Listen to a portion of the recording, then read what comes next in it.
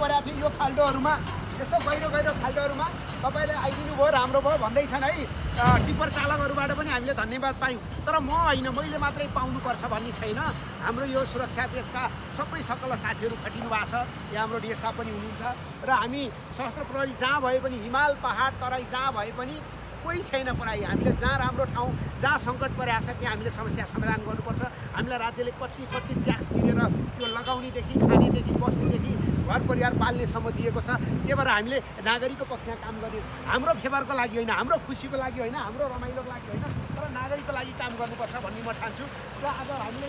फेला भनेर यो लगाइदिउँ अब मजासँग गाडीहरू सुनिरहेछन् र मजासँग सबै पठाउनुपर्छ त्यो बाटो सबै तपाईँ हाम्रै नागरिक हाम्रै दाजुभाइ आमा बुवा दिदी पनि हुनु बाटो र यो चाहिँ आमायाङीसम्म जाने बाटो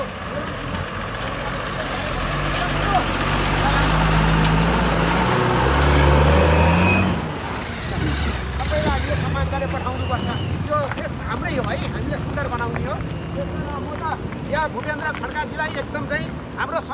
सन्तोष कार्की हलदार साहबको ज्वाइँ साहब हुनुहुन्छ वा ठेकदार साहबले चाहिँ यो सपोर्ट गरिदिनु भएको छ मैले उहाँलाई बिहान कल गरेँ यो बाटो बिग्रेको देखेँ मेरो मनले मारेन कता कता उहाँको यो रोड कसले बनाइरहेको छ ठेकदार साहब माथि को हुनुहुन्छ भने साइड अन्त काम गरेँ ठेकदार साहबलाई